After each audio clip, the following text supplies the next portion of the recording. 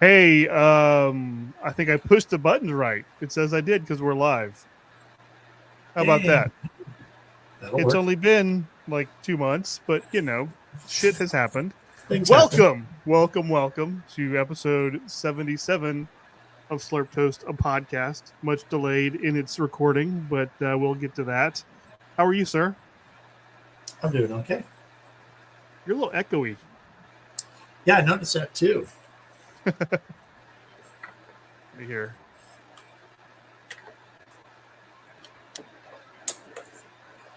Better?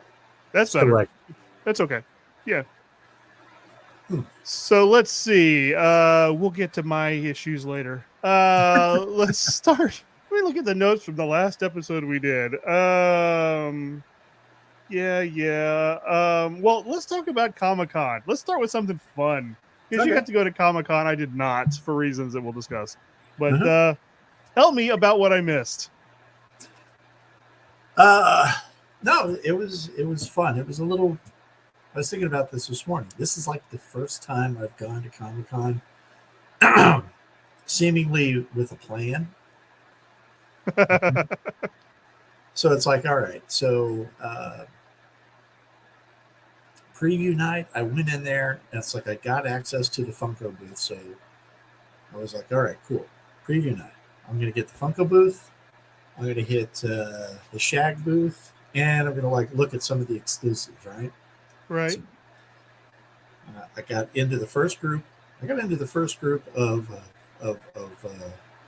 Funko by what we call a little bit of prestidigitation, and then I reached in and separated like three wristbands between my Mm-hmm. fingers, and then pulled them out. And as soon as I saw session one, dropped the other two. So it would be You slide of handed, didn't you? You sly yeah, devil. pinch fingers together and then drop the one that didn't work. Um, which I had to admit, I was pretty pleased with myself on that one. I was like, ooh, maybe I could be a magician. But anyway, I got in the first session. I got almost everything I want. I still think it's bizarre that on the night that you are doing specifically for your fans, the people from the Fanatics board, that you run out of stock on items. You already know how many people you're letting in.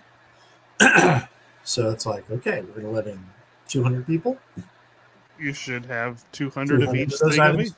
Yeah. Um, which they didn't, which was weird. And so That's so strange. even though I was in the first group and probably the 25th, 23rd person in line, I missed out on one of the exclusive pieces. And I'm going to just wait until the price comes down. So, okay, what was that sort of demand for then? Well, that's the whole point. If you're the 20th person in line, it really shouldn't matter what the demand is. Well, no, agreed. They shouldn't be allowing people to buy multiples on. And they don't. And that's the other thing. It's one per So they person. had less than 25. Correct. Yeah. Wow, Yeah. that's poor planning. That's not good planning. And I could see maybe if you got to the end of the night and you've Even let if you got somewhere around 210, 220, you know, it's a limited edition con piece. It was like 1,500 pieces. So you figure they've got Thursday, Friday, Saturday, Sunday. You put 200 out, that still leaves 400 today. yeah. It, neither here nor there. That's what it is. Oh well. Okay, that's odd inventory management problems, but okay. Well, it's like last year when I went up there and I was like, I want to get a dude, and they're like, oh, sorry, dude is sold out. And my first reaction was like, no, fucking way. The lady looked at me, she goes, no, it's sold out. I'm like, there's just there's just no way. There's not enough demand for it, even with 300 of us here. It's a shared exclusive. You shouldn't be out of that. I'm not saying that you aren't. I'm saying that really, seriously, the dude on the carpet was that hot of a piece and going to be shared with Walmart? No. You guys messed that up. Okay, so Note number one: Funko needs to do a better job of inventory control at Comic-Con. I think, well, for the fan night, yeah, I think so. Okay. You know, I mean, that's the night. Like I said, it's pretty much exclusively people who are signed up on the boards and meet certain qualifications. It's the people who probably are following you for the longest. I think that more of an effort should have been made to make sure that everybody who went through the line had a chance to get everything they wanted. That makes sense. That's all. Yep. Pretty simple. But anyway, that was fun. Got that done with. Went over, hit the Shag booth because he had some little mini prints on wood Nice. of like some drinking birds. So I bought one that looks kind of like a luchador. They were all from Alice in Wonderland, so it's called the Bora Grove. Nice. Got that, but then I went around and nobody else had their exclusives out, and I didn't realize that the DC Direct booth was going to be so easy to walk into. Otherwise, I'd have picked up Bruce Wayne Thursday night. Yeah, it usually is kind of a scene there, right? Yeah, that's what I thought. And even on Thursday when we went by, there was not much of a line. Huh. I wonder if that speaks to the items they had available more than anything. What's that? I said I wonder if that speaks more to the items they were offering as exclusive. Sorry, I'm trying to get my fan adjusted. It's a little warm out in the garage today. Okay. No, I don't know. It was just, but it was one of those things where it's like, so then I just wandered around. I went by the yesterday's pin booth, and there was like a line. I would not think there would be a line for a pin booth, but there was a huge line for it. And then the guy's like, no exclusives. We're not doing exclusives tonight. So it's like, all right, well, that's done. So then I just kind of stalked everything out. It's like, okay, I'm going to do this. I'm going to do that. Got it. Hung out a lot with good guy Eric. You know, the luckiest man alive. The luckiest man alive. So it was Thursday morning, instead of like just kind of getting up and going down to the con and hoping for the best, Eric and another guy were going to go to a cereal panel, a panel on cereal advertising mascots. Okay. Which turned out to be more entertaining than it really should have been. There should have been like, there's no way that this should have been fun, but it was fun. And then Mike Becker shows up, who was one of the founder of Funko, who got pushed out by the corporate overlords this year. Oh, really? Oh, yeah. He announced it like, he's announced that he was moving on from Funko like the week before Fun Days. And so, yeah. And I'll tell you a little bit about that one, too, because the new CEO coming in, she showed up at Fun Days. Like Mike goes, let me introduce so-and-so. She doesn't come in dressed in pirate character or garb or any of that nonsense. She just kind of shows up. The energy of the crowd went from like here to there. Wow. And she's like trying to wave to people, and you could tell no one was having anything to do with this woman. So that was interesting. But anyway, so I go to the cereal thing. Mike Becker's there. He brings things to give away. I'm sitting next to good guy Eric and a guy named Matey, right? Matey's wearing a T-shirt from another little side venture Becker does, so he gives him a signed something or another. He gets a signed Freddy, right? Okay. So then he has a contest who can scream the loudest, and the guy walks to the thing, gives it to it, and he looks down, and Eric is wearing a T-shirt from the Chicago Comic-Con. Okay. Right? So he goes, well, I got to give it to somebody who's representing. So he gives Eric a proto. And then he does a couple more contests. And then finally he has before Leave It to Beaver, who was like the family on TV. And people are like, Fathers Knows Best. This. I'm like, Ozzy and Harriet. Yeah. Right there. I get a signed pop from Mike Becker. Nice. And so I assume it was cereal based. It was Peter Pan. Okay. All right. Yeah, exactly. He just bought stuff, signed it, and is handing them out. By the way, I got new glasses. I see that. The kind of the Tony Stark. It's exactly what they are. They are the Robert Downey Jr. glasses, 100%. I Very found nice. them online. I ordered them. No, sorry, go And ahead. blue blockers, are they prescription? Yep. They're prescription, but they have the blue on them too. Yeah. Nice. Yeah. So. But yeah, that was funny because, and what was funnier still was when I said, "Hey, just I mentioned that I won that signed pop." You were like, "What did Eric win?" Okay, It's true. I did ask that, right? that was the funny part. You were not the only person to ask that, because Nady, the other guy, he's on the phone with somebody. He goes, "Yeah, no, it's pretty cool. I got this signed pop from Becker." Yeah, I was there with Eric. You know Eric, good guy Eric. Yeah, he got a proto. Eric's reputation precedes him, clearly. Oh shit, he's at home posting baseball card I pulls. saw that yesterday. He He and I are pulls a friends on signed Facebook Trout. now, and yeah, he pulled a signed Mike Trout. I'm like, what? When shit goes bad for him, it's going to be catastrophic. I mean, I'll tell that story too. okay. No. It didn't really wasn't truly catastrophic, but it was. So anyway, so Thursday they're like, "What do you want to do?" I was like, "I got to go to yesterday's and get these pins. I got to go to DC and get these pins. I got to go to Master Republic and get these pins." Master Republic was sharing the booth with Kingston and Terry. Okay.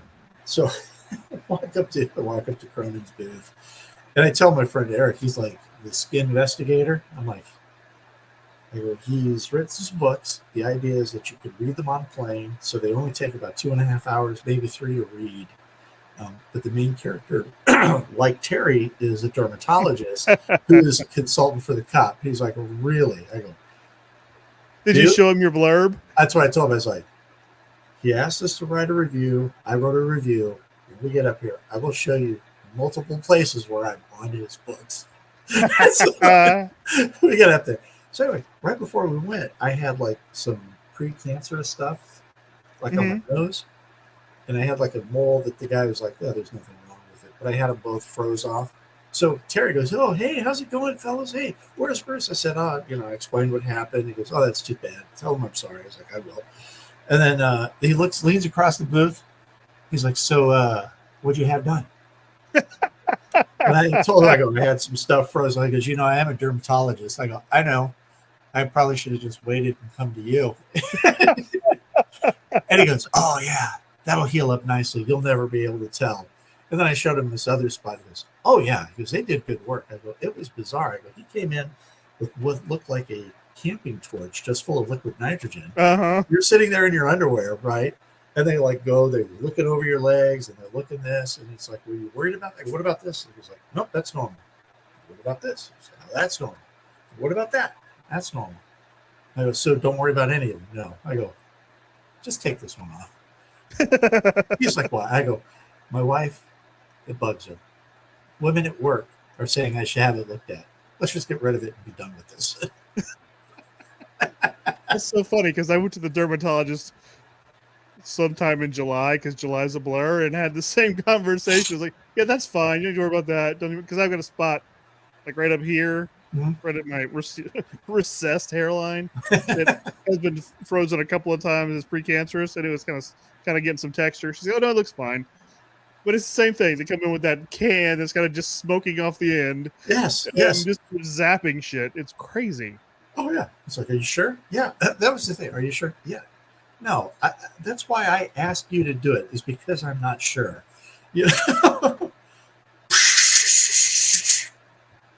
Ow. Ow. Yeah. And then, a week later, it's gone. You don't even know it was there. So, yeah, it's so weird too because the way it goes from being super cold to burning is a weird sensation, right? Yes, and then for the next day, you're like, "Ow, ow." That's really tender. That really hurts, and then it just stops, and then it falls off, and everything's fine. Yeah, it's weird. So yeah. So anyway, I guess it was. So was it Wednesday night? We went out after preview night. Or maybe Thursday night. What night did they do Deadpool? That was Thursday. I think it was probably Thursday, yeah. So, yeah, that was it. So Thursday night. So anyway, I managed to get everything you want. Both Eric and the Navy had signed up and had ABA passes. And they're like, you ought to get you one. You literally you actually qualify. And I'm Wait, like, back up. Back up. yeah. Tell me more, because I'm curious to hear this now. How do you do that without proving it? Apparently it's not as hard as we would think. They just asked and got them. Okay. And they're Filing like, that away for next year. wait a minute, I got the card with all the stats on the pacemaker. That's true. Boom, I'm legit. Fuck these guys. That dog is not a service dog. It is a stuffed toy. Wow. All But right then. that helped because it enabled us to kind of cut a couple of lines. So, did you get the box? You did get the box. You're getting it. You're jumping ahead. Okay. So anyway, don't read ahead. Yeah, got everything that I wanted from the show on that day. Eric and another buddy of mine went and saw Deadpool, which they had passes. And so Eric, he showed his pass, got in. John was a little bit farther behind him. They stopped checking passes, and John got blocked out, even though he'd signed up. So wow. So anyway, we meet at the Naughty Barrel, and it's trivia night. I walk in for like the last couple of trivia questions, and it was like, we should have signed up. I have a feeling we'd have smoked this room. I mean, I'm looking around, and I'm pretty sure we'd have smoked this room. But anyway, so then some girl starts like adjusting Eric's shirt collar, right? Just kind of tweaking around, putting hands on him and stuff. We go to another bar. She is there. John, he bails. He is 3 sheets to the wind. He got home. I don't know how. I just wiped out. I begged off, took off. I wake up the next morning and I call Eric or text him. I was like, it just dawned me, I may have really fucked you last night by leaving you alone with that girl. And he goes, you did. She was like all over me the second you left the bar. Oh my. Oh, it gets better. So this is Friday morning. So he goes, what are you doing? I was like, I'm going to go down. I'm going to do some things. I will meet you like at lunchtime, right? So at 11 o'clock when he and I meet up and then go and have lunch with my friend Will and his family. Right. He has 25 text messages from this girl. Oh. And he is like going, and he shows them to me. And it's like, I have a girlfriend. Please stop. This isn't happening. Please stop. And I mean, I was like, I am so sorry. I had no that begs idea. The question, why did he give out his number? But that's, Because she was actually slick about it. When you put it together after the alcohol, you realize that what she did is they had the drone show after the whole thing. Yeah. He had pictures of the drone show. So she's like, she goes, could you text those to me? He goes, yeah, sure. So he texts her the drone photos. I was like, that's happening. Because he was like, how did she even get my number? I was like, the fucking pictures, man. Oh yeah. Anyway. Eric, that's a rookie mistake. Yeah, I know. And then I was sitting there going, man, I am so far removed from being a wingman. I should have seen that coming. Yeah, practice. That could atrophy. I could see how that would atrophy. Yeah, because then all of a sudden it's just like all these strange signals that you're like, that felt like a sign. That felt like something happened. I missed something, I put that together the next morning, of course. Lying in bed, toweling off from the shower, just kind of like looking going, oh crap. Yeah, exactly. I'm like, yeah, I better follow up on that. Make sure he's not mad at me. Tied up in some no intention. San Diego sex dungeon. Yeah, exactly. That was the same bar though that I got propositioned by a couple year before last. I Naughty Barrel. Or maybe 2 years ago. The year the boys came and they wandered off, and you were in the restroom, I did too. I think it Really? must be that bar. Yeah. Okay. Yeah. Because the night I was there, this woman comes up to me and we're waiting for our drinks, and she's like, "Oh, she goes, you seem very nice." I go, "Well, appearances can be deceiving." And she said, "Did you?" She goes, "I used to be a go-go dancer." And I was like, "Really?" She goes, "Do you believe me?" And I did one of these because I'd had a couple drinks and I was like, "Screw it, I'm out of town. She's going to throw something like that." This, so I leaned back and like check her out, and then like, yeah, I can see it. I mean, just total dick move, really, because like a frat boy asshole thing. And then she's like, "My husband, he used to be a DJ in Ibiza, the place in Spain." Ibiza. Ibiza. And I'm like, "Oh, okay." At this point, I'm like, she's full of crap and she's drunk. So, but I came down to the table later and she stopped me and she introduces me to her husband. And I'm like going, I could see her being a go-go dancer. I cannot see this 5'8" pile of sticks here being anything other than a monster dweeb. I just can't see him up there kind of doing this. Party people, Wait for the drop. Yeah. And then they propositioned me, and I was like, "Oh, okay. Well, I'll tell you what, I got to go in the back here and talk to my friends." And then I hopped that back gate and left. With all due haste. I was like, "Yeah, I'm not walking past that again." Wow. Part of mine's like, "Where'd you disappear?" I told him the story. He goes, "What? For real? You didn't go?" I'm like, "No, I didn't go, man." No. No, man. Just no. That just like you. I feel Just like no. a story. I feel like a story that begins that way ends up with you in an ice tub full of ice, one kid short. Yeah, it doesn't end well in any way, shape, or form. There's You're no. chained in the basement. Yeah, exactly. Mask. We're back to the San Diego sex dungeon. Yeah. Again, standing next to Marcellus Wallace, waiting for the gimp. Yeah, pretty much. So I was just like, yeah, I'm Friday, yeah, again, lunch at the old spaghetti factory with my friends and their kids who are 14 and 11. And one of them they were doing this. And so one of them goes, "Do you know what that means?" I'm no. Their daughter goes, "It means you have a little penis." So I told their mom. She's like, "Yeah, we probably didn't raise them right."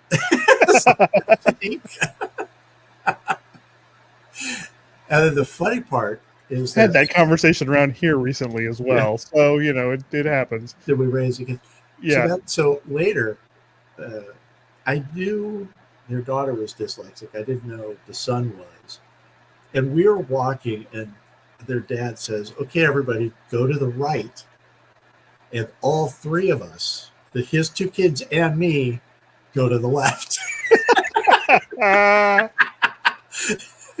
Oh no! Directions, not your strong suit. Their son turns to me and goes, "We're both dyslexic. We have problems with right and left." I go, "You too, huh?" So, and I was like, "You ever have a gym teacher write R&L on the tops of your hand in Sharpie?" He's like, "No." "Did somebody do that to you?" I was like, "Yes." Guessing they couldn't get away with that now. No, I don't think so. But I also don't think they teach square dancing in gym class. Well, that's probably true too. Which, as you can tell, why did they ever teach square dancing in gym class? Which, okay, so I'm not dyslexic. I'm just screwed up because of the ambidextrous thing. But that right hand in, left hand out sort of shit with dyslexics and people like myself would be a monster clusterfuck of just kids running into each other. And that's how you do the Cotton Eye Joe. Left hand in. We all do this. Oh, so that should get us to Fun Days. Tell me about Fun Days. So Fun Days was pirate themed. Yes, we talked about the Dread Pirate. The Dread Pirate Clemente. Thank you. The only thing I think could have made the costume better would have been getting a wig with hair curlers in it to do the Doc Ellis thing.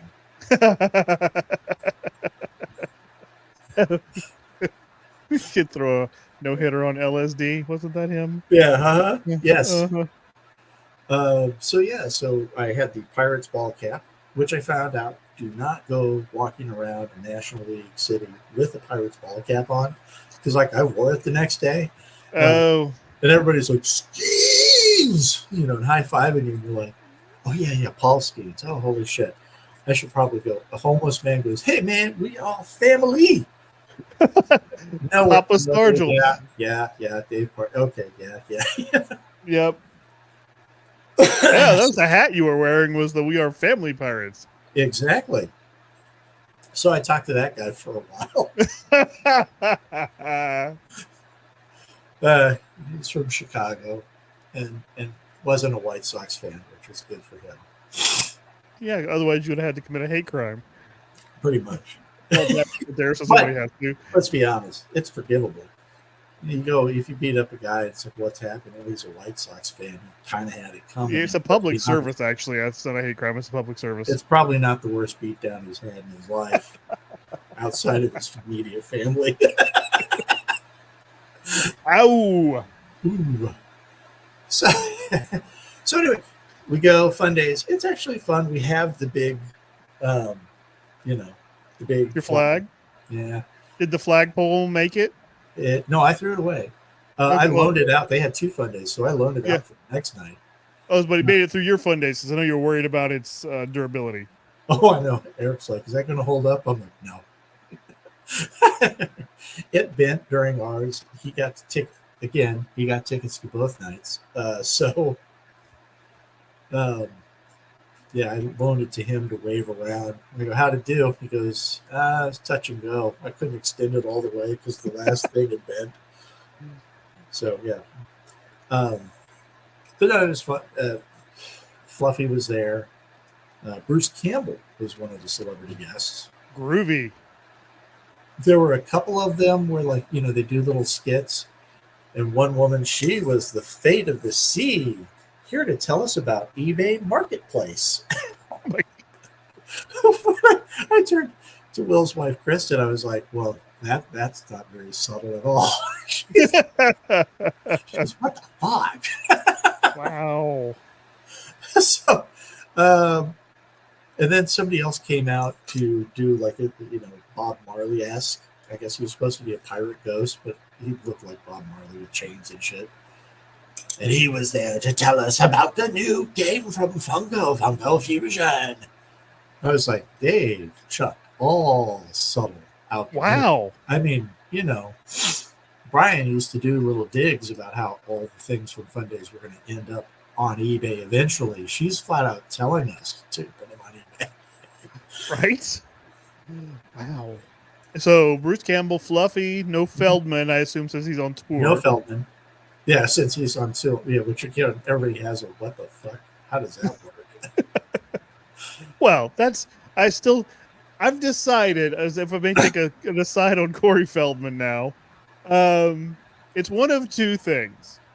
And I can't decide. I used to think he was just completely oblivious and was just thought he was legitimately getting this garbage over.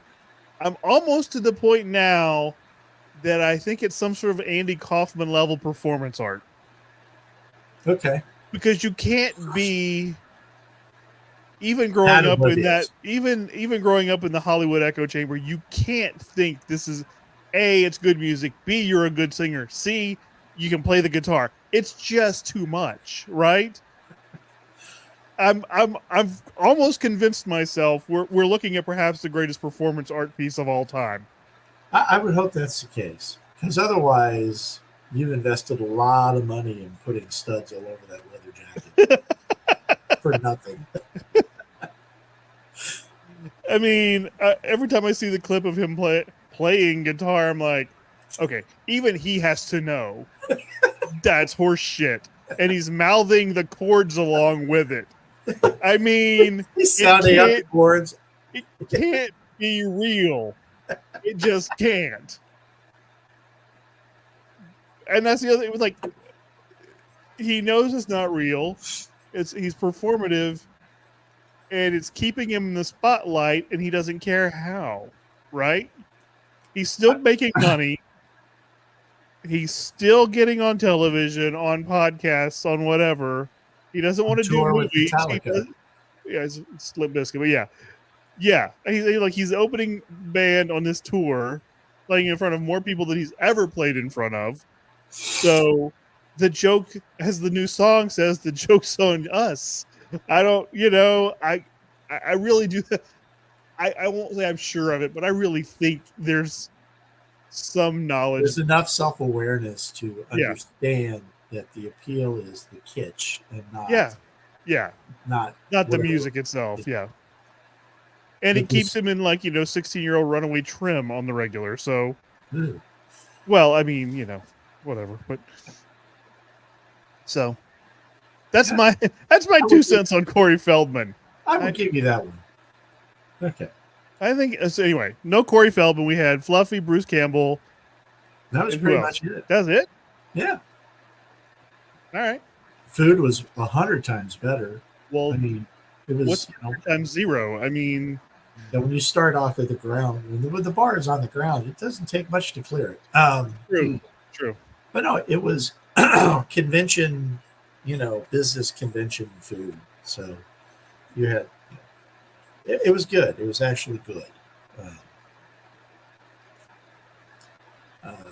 What else do we have going on there? So afterwards, I went out to, we went out again after Fun Days. Everybody ran their stuff back to their rooms. Mm-hmm. Which, by the way, I think I found that SDC life hack. It's to look at the hotels over there by that place, the Sophia that I stayed. Mm-hmm.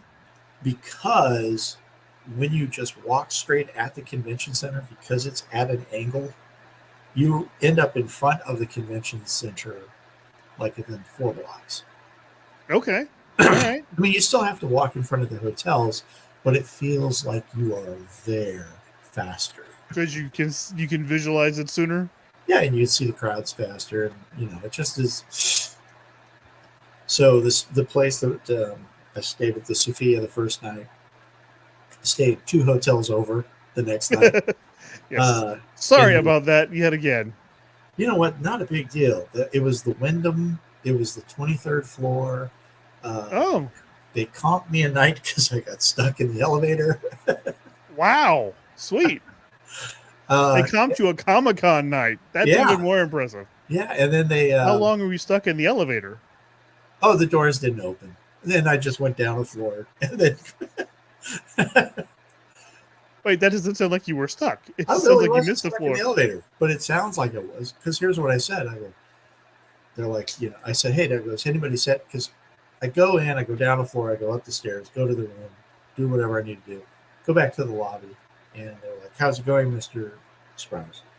And I go, it's great. I go, has anybody mentioned the elevator, the last elevator I left? They're like, why? I go, the doors wouldn't open. Oh my God, were you stuck in the elevator? And I'm like, yeah.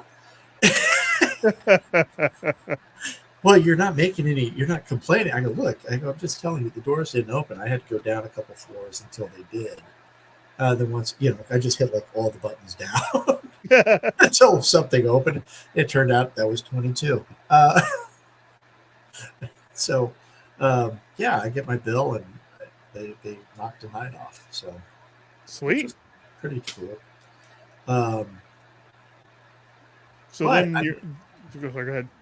2 blocks from an Office Depot, across the street from a UPS store, and maybe 4 blocks from the FedEx. So, well, that made your life a whole lot easier, didn't it? Oh my God! Yes, it was so easy to ship stuff back. But then, so Friday night, as I'm coming back to the room, I'm just wearing the baseball jersey, the puffy shirt. I had sweat on, and it was so cheap it had just like dissolved. It's like, how did I get this giant rip under the arm? So anyway, I'm walking back to the hotel, and there's a homeless guy who's just kicking a bag of trash and cussing it out. I mean, just motherfucker, kick you son of a bitch, kick. I fucking hate your guts, kick, kick.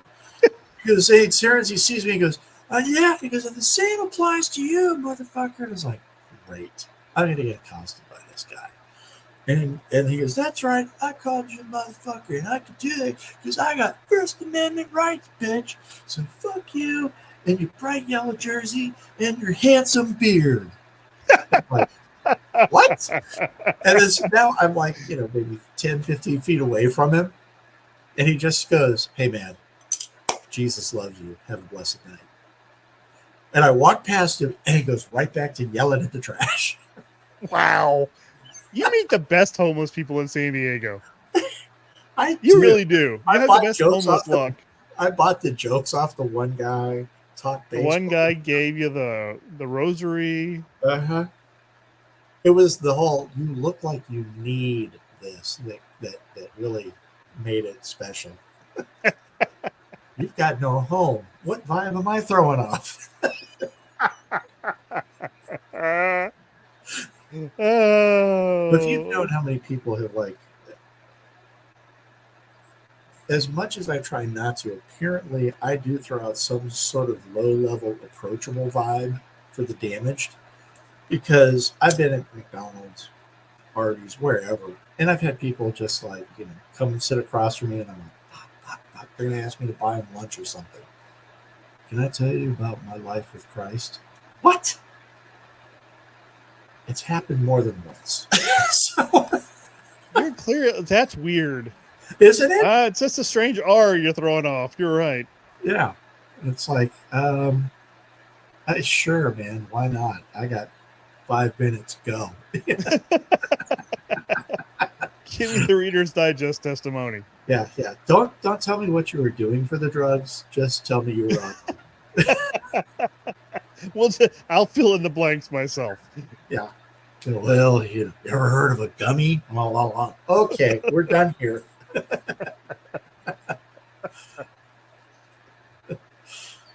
saved me, got me a new pair of chompers. I don't know. Can you still take them out? I'm sorry, set the wrong question. Is that inappropriate? No. But that gets back to a HR issue we had at the hotel in St. Louis. Oh no. That we had a guy who had fake teeth and was telling the ladies that he could take them out. I don't know, I'd be all soft and gummy down there. Oh yeah. Dave's like, oh wow. Say we fired him. Yeah. I think you're gonna win that case regardless. He said it to more than one, and he was on tape. So there you go.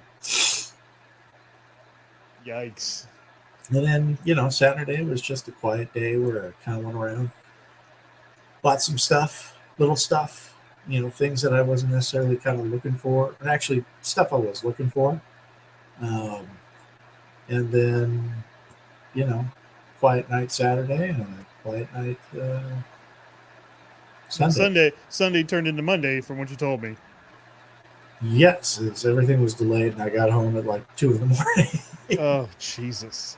Were you delayed in San Diego, or did you have a connecting flight that you got delayed there? Connecting flights. Like, I already had like a 2-hour layover in Denver.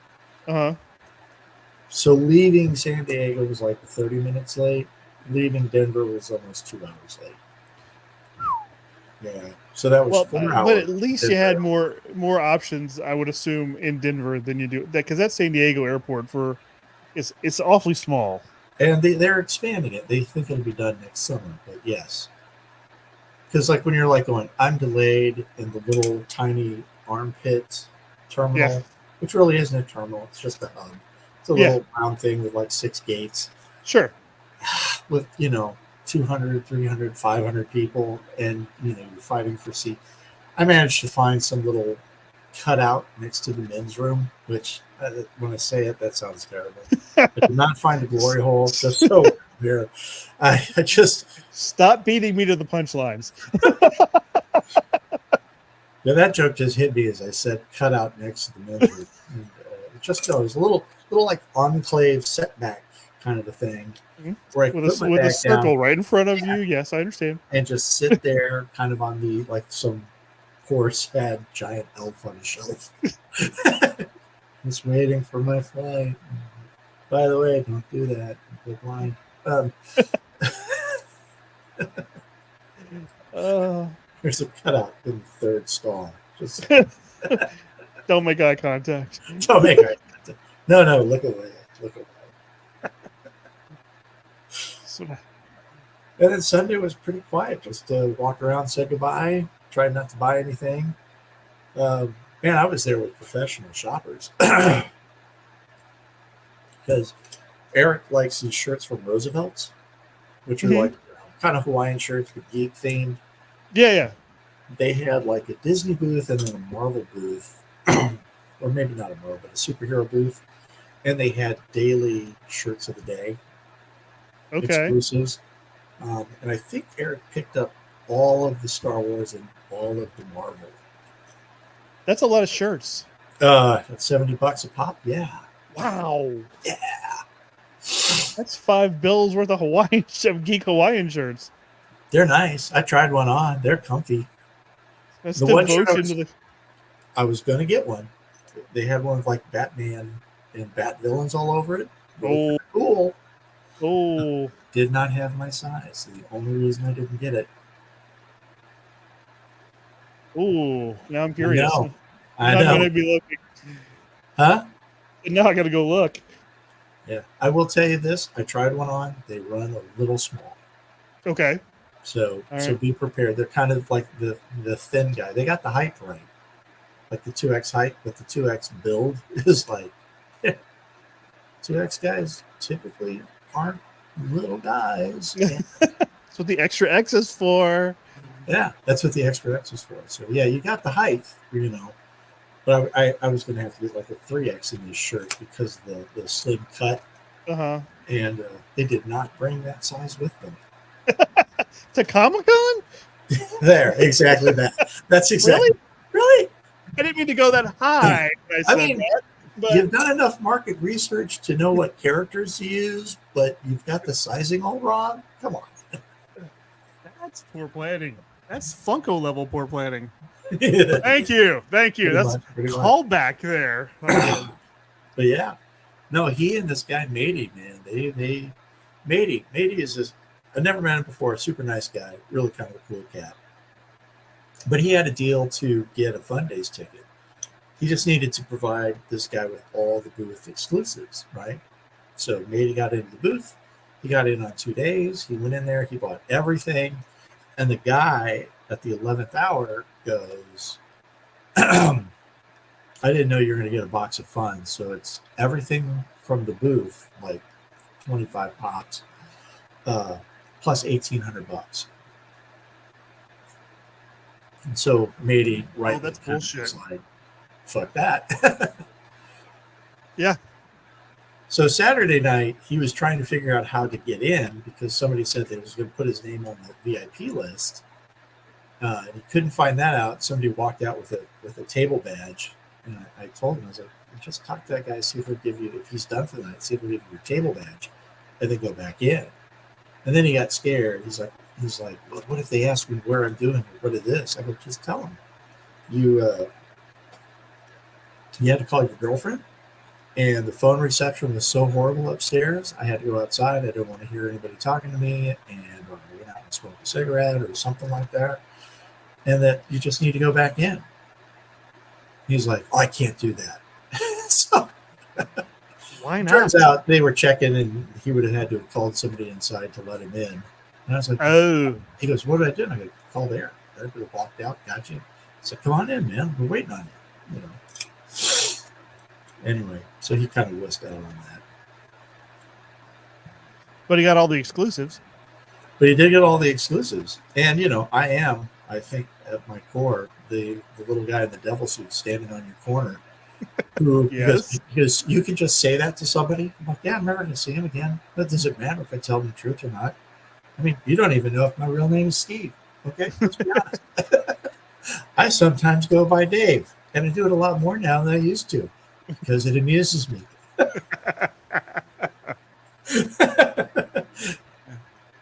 have been times you've gone by Brad. Yeah, I'd have said whatever I needed to say to get into that room. So it was inside, so at least it was climate controlled. The food was better. Sounds like a better experience. 100 times better experience. Good. So yeah. And so that was it. It was pleasant.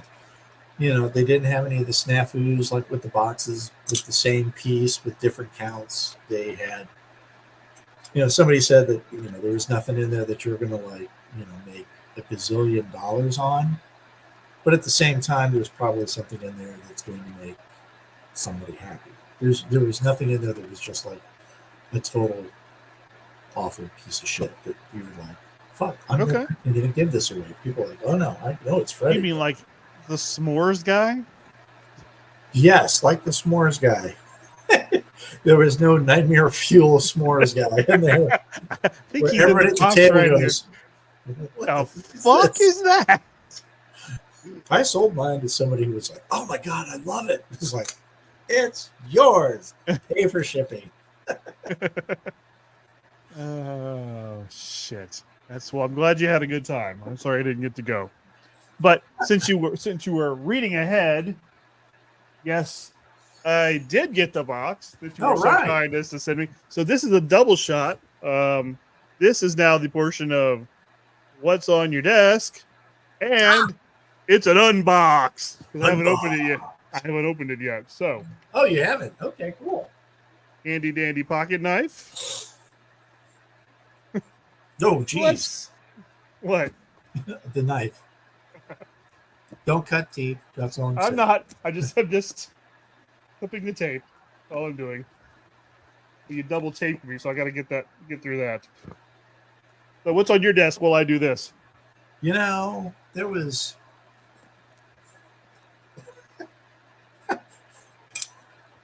What was I going to go with what's on my desk? Because there was just. I mean, shoot, it's in another box. I'll get the mini version. Okay.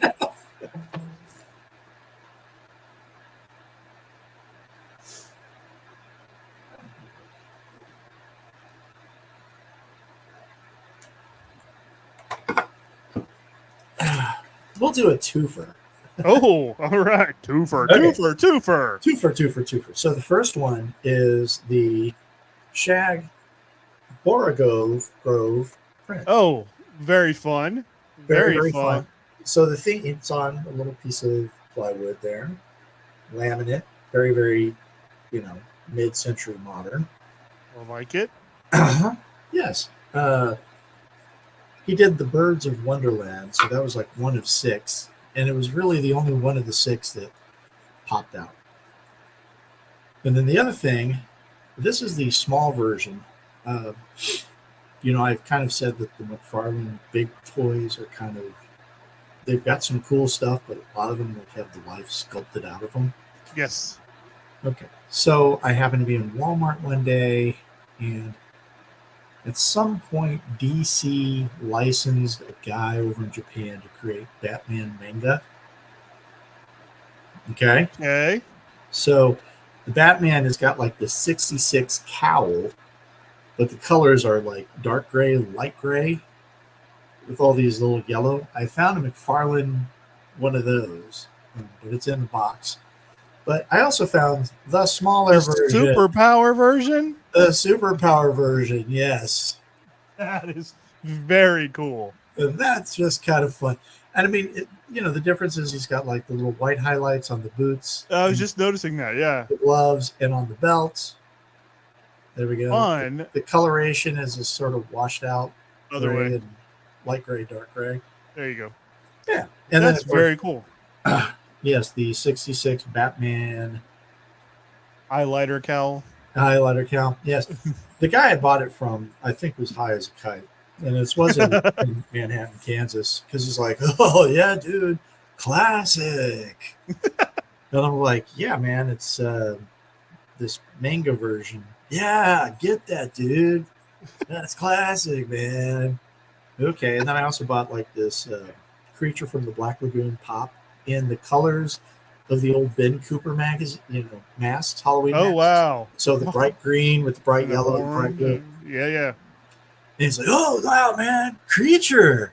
Oh, that's classic, dude." It's like, yeah, it's 100% classic, just like everything else I've bought today. That's all right. I have the box open and I see something on top I was not expecting. That's your Christmas present. Oh, nice! From our tequila brand that we made up. Tequila brand, which my first night in the nice hotel, I Uh-huh. walk in wearing that shirt, and the dude looks at me and goes, "Oh yeah, I love that stuff, man. That's the bomb." And I quietly say to myself, "It's not real." Very quietly, you say that. That's awesome. I can't wait to wear that around here and get the same response. Uh-huh. That's Very like, cool. read if you can. Yeah, it says 100 made in Mexico, 100% agave, and then I think it says fine product of sloth. Come on, man. Producto de Pedroso or Yeah. something like that. Yeah, but you have to know what that means in Spanish, right? Funny. All right. Oh, here we go. All right. Like Christmas in the garage. You didn't like my knife? I knew that the shirt was on top.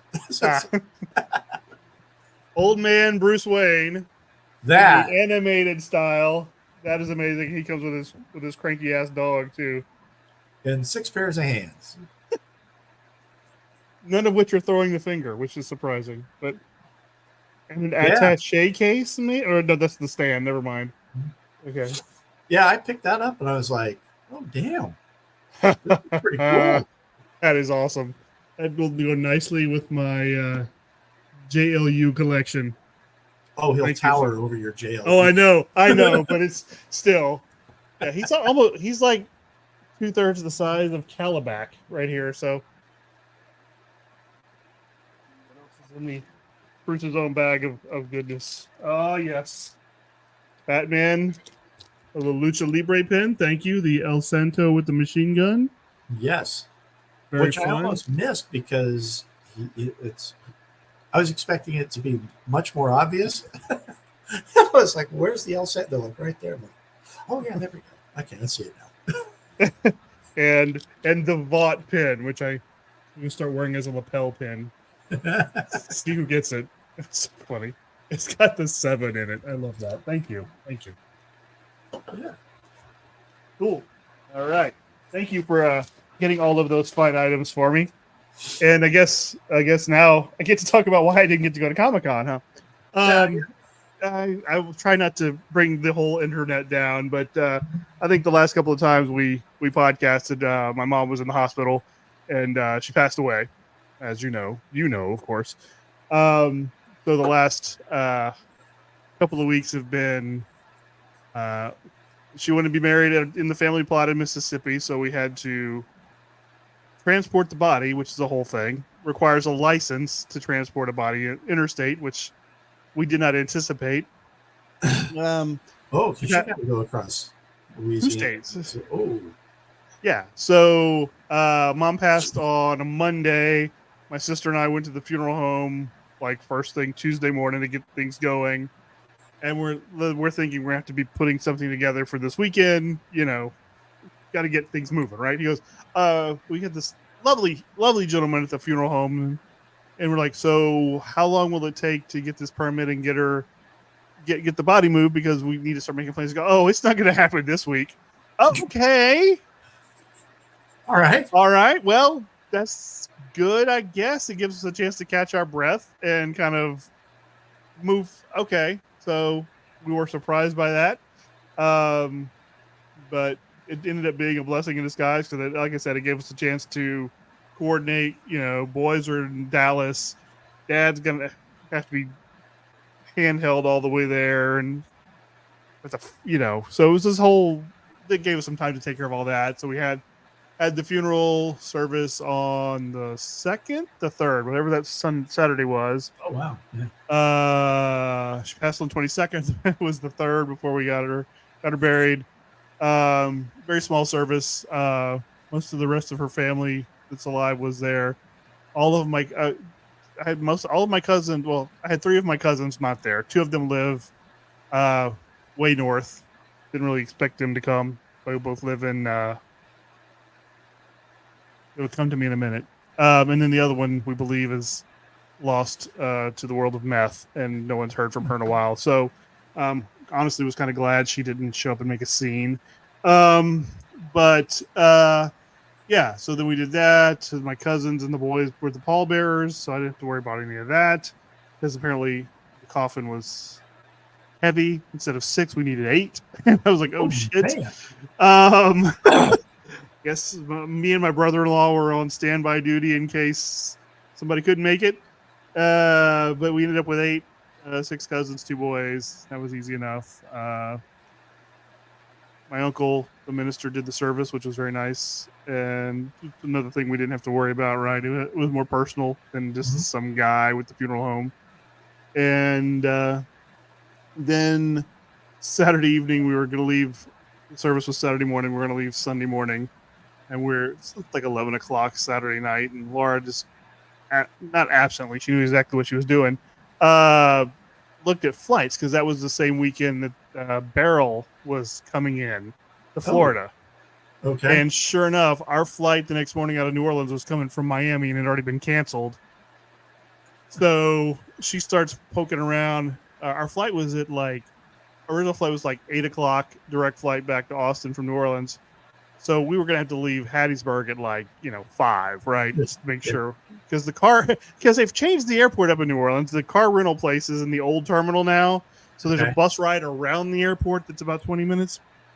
So it's well, I can get us on this 6 a.m. flight. I'm like, Jesus Christ, we're going to have to leave here at 2:30. It's 11:30 now. All right. So I took a quick nap. She stayed up and did stuff. We woke the very unhappy boys up and told them to let's roll, and drove to New Orleans in the dark. At one point, Laura leaned over us. I'm going to need you to slow down because I was doing 105 going down 59 through the pine trees. We were in a Wagoneer. And the thing, nice car, but surprisingly light for a big car. Let's just put it that way. Yeah. Yeah. A little swishy kind of at this speed. Woo! I mean, it handled well for a big car. Yeah, so that, and then her memorial service is at her church in Houston it's coming Saturday. So today we were going through old pictures, trying to find enough pictures for the slideshow, which is why you got the picture of you and I from the rehearsal dinner this afternoon, because I thought it was funny. And yeah, so a lot going on. I did get your card, and I want to tell you, I got it Friday, and it made me smile. It made me laugh because that was one of Mom's favorite stories of all time. She has told that story to anyone who will listen to it until recently. And the story goes like this. One summer back I think we were both in college at that point, and you were home for the summer, and for whatever reason, I decided I wanted to learn to play harmonica. And Spencer's Gifts had a learn how to play blues harmonica kit with a little crappy harmonica. And I don't know why I decided I was going to hit my mom up for the money for the harmonica because I had a job. But I think we just ran into my mom and my sister at the store. And we just started following Mom around going, I want a harmonica. Can I get a harmonica? And for an hour. For just all afternoon. Incessantly like we were retarded. And just every conversation turned into, you know what to keep that from happening? Is it Bruce had harmonica? and she wasn't having it. She wouldn't do it, but she loved to tell that story. So when I got your card the other day, it was perfect, and I smiled and I appreciated it very, very much. Well, and it's like, why did you write that? I go, he'll know. I did. I laughed. I told Laura got home after I did. I showed it to her. She smiled because she's heard the story a bunch of times, right? She knows the story. I told Dava, she laughed because she was there. So she remembered it very vividly and knew that Mom loved to tell that story. So Saturday, or I guess Friday, we're driving back over to Houston for the thing Saturday morning, and then that'll be all of that. It's weird, man.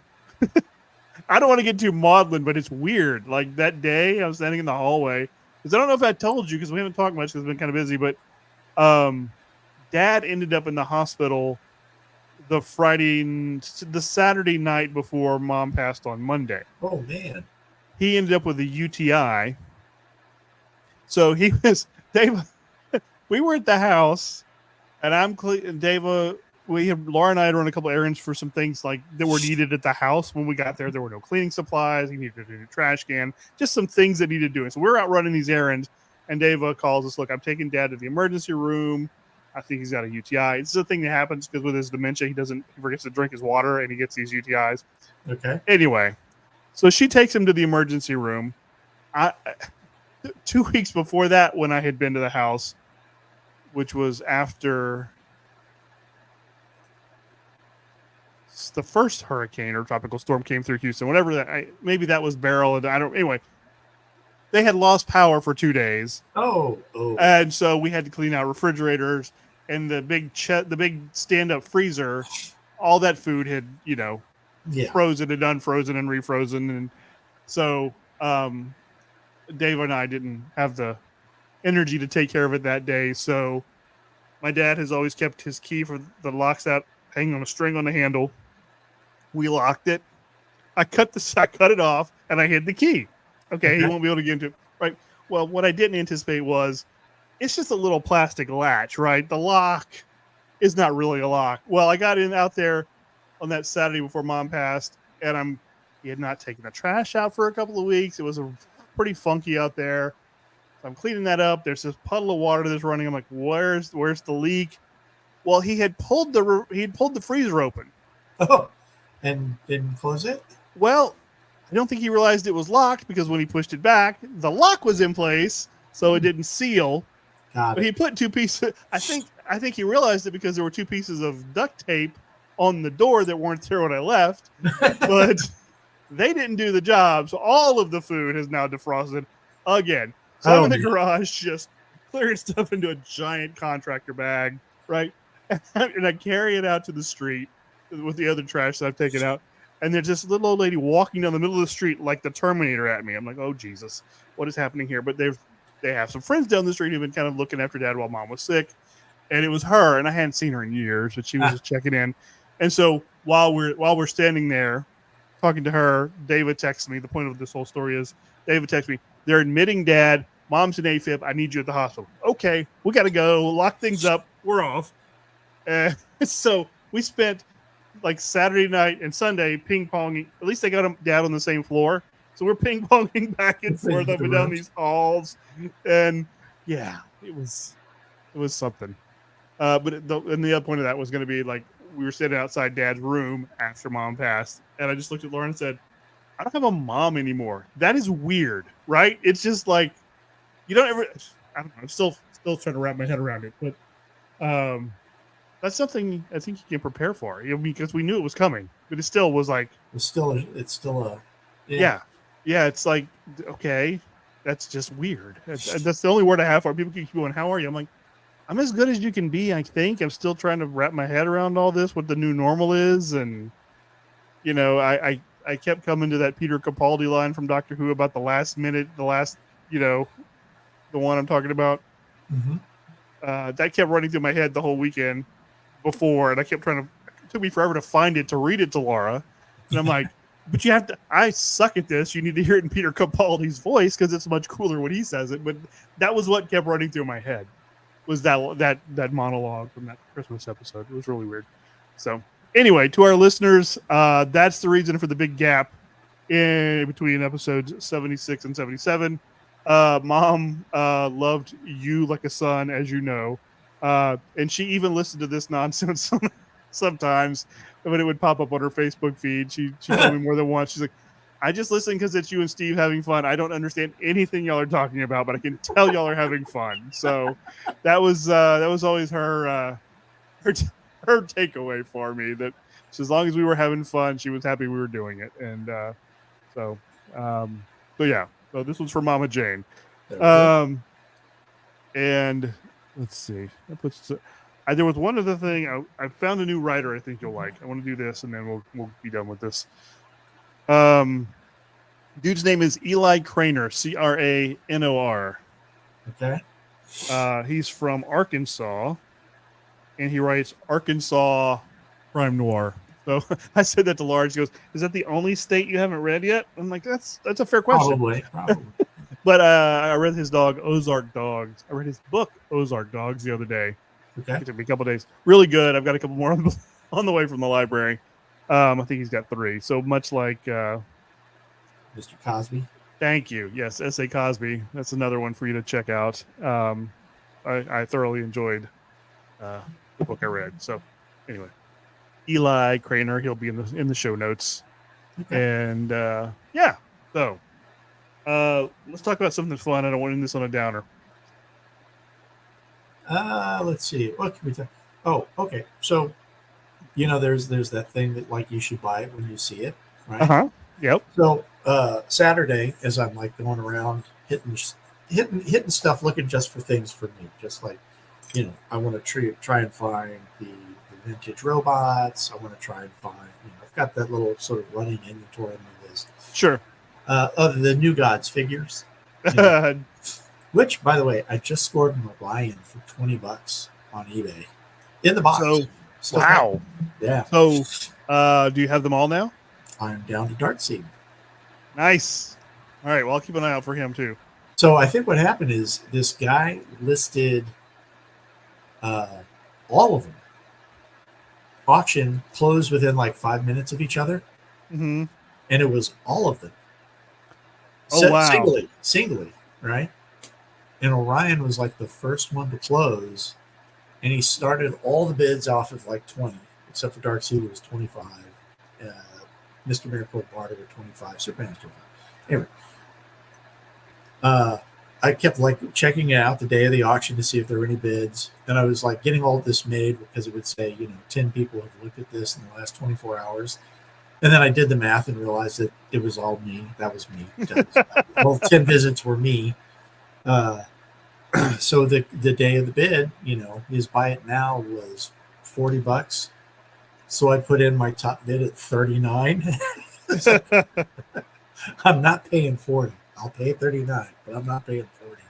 It's a psychological win. And I won it for 20. Nice. And Darkseid went for when he had to buy it now at 50, and Darkseid went for like 56. Okay. It's like, come on, you guys are the worst shoppers ever. If you're willing to pay more than the buy it now, just buy it now. Right? And that was going back and forth, going 40 is actually not a bad price, still in the package. But I'm going to write it out. I'm just going to give it a shot. It's not my priority get right now.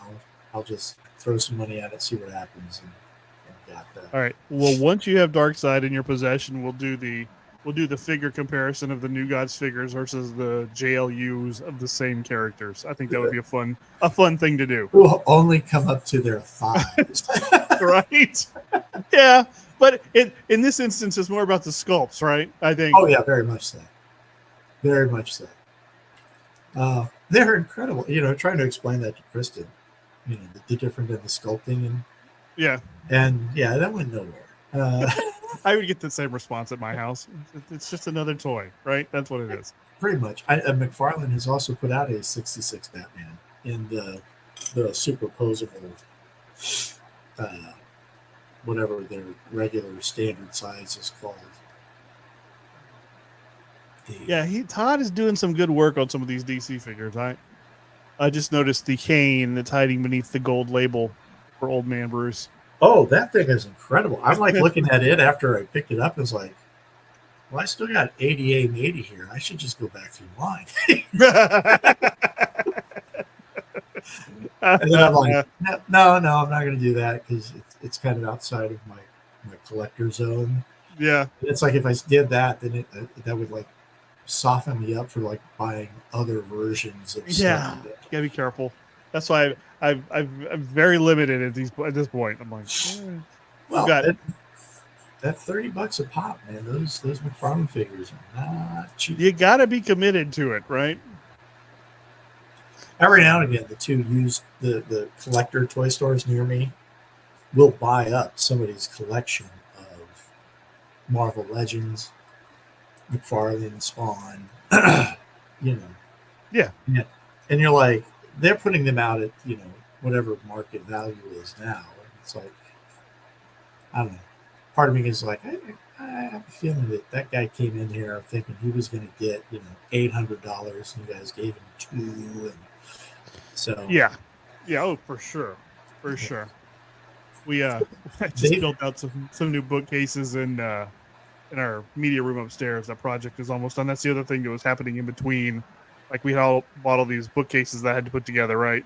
And so they had been sitting. I'm like, okay, well, I got some days here. I can do this and get the books out of the boxes. And I'm putting the books back in the bookcase. I'm like, oh yeah, I have all these really cool like first edition James Bond books.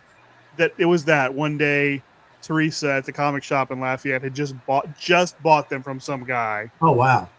And I'm like, I will take all of those. I don't think she'd even priced them yet. I want every one of them. So nice. No. Yeah. Oh yeah. So anyway, so as I'm walking and making my rounds, I go to one of the used bookstores. The guy. There's one guy. If I were to describe him to you, he's kind of he looks like kind of an overweight surfer. He's got long curly blonde hair on the corner. Yeah. I know what you're talking about, right? Yep. We've stopped at his booth many times. So I stopped in, and I've been wanting to get the Human Target. And I'm ready to leave, and I look down, and boom, there it is, two the hardcover volume 2s. So I grab one, go in to pay for it, and I just kind of casually, it's like, you don't happen to have volume 1? And he goes, yeah, man, I did. I brought like 5 or 6 of them with me. It should have been right there next to you. He goes, oh, that's right, man. Dude, I'm sorry. I sold it yesterday. And I'm like, yesterday, huh? I go, do you mind if I ask, do you remember what time? He's like, why is that? I go, just humor me. He goes, it's probably like yesterday at the end of the day. Why, man? I go, because I walked by your booth 2 times yesterday morning, intending to stop but deciding I'd swing back by later. I walked by once on preview night and 3 times on Thursday. So I'm just trying to guarantee and confirm that Eric has still screwed up my mojo so I can never get what I want. He's sucking all the luck out of the room. He's just this huge, giant luck suck shot. Yeah. Except without the glowing eye and the leather jumpsuit. But I think he should be forced to grow a mullet, though. I bet if we were to look at Eric's past. Oh, I guarantee Eric's had a mullet at some point. That's not even a question. He's the right age. He should have. Yes, and the right geography. Guaranteed. Oh, yes. That was one of those things that came up. It's like, you spend a lot of time with the Kentucky boys, don't you? I'm like, what the hell does that mean? And I'm like, well, wait a minute. John, Dakota, Josh, Pat, Eric. Yeah, that's true. I hang out with the Kentucky boys quite a bit. Nothing wrong with that. No, there's like, why is that? I go, they're good guys, man. They're fun. I think we just figured it out, because what's the state motto of Kentucky? No, that's Virginia's for lovers. What is it? Getting lucky in Kentucky. Is that it? Yeah. It's a state motto of Kentucky. I don't know if it's official, but I've seen it on gear before. The funniest part is after Comic-Con, I sold something to a guy. Mm-hmm. It's like, will you cut me a deal? And I looked him up on Facebook, and I was like, oh, okay, you're from Kentucky. Yeah, I'll cut you a deal. He's like, why? He goes, do you know people in Kentucky? And he was from Lexington, which is where a lot of those guys are from around there.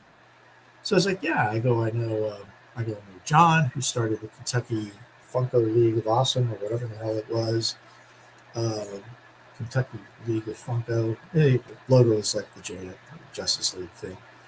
I know John. I know Eric. I know Dakota. He writes back. Everybody knows Dakota. He goes, I know Pat. I know who Eric is and I know who John is. So you're legit. I was like, yeah. And that's the only reason you're getting the deal. So Eric passed his mojo through to you. See, getting lucky in Kentucky. I'm Get telling lucky you. in Kentucky. There we go. That'd be the name of the show today. Get lucky in Kentucky. It might be. I'm writing that down. It's either that or Steve and his homeless friends, or his friends the homeless, or cut out in the men's room. I'm not going with that one. We're going to go with getting lucky in Kentucky. I'm going to let you keep that secret to yourself. Oh, one other thing. I finished this book today. When I went to pick up the other book I talked about, I was just looking through the shelves of the library. They had a book about the Armadillo World headquarters. Now, do you know what that is?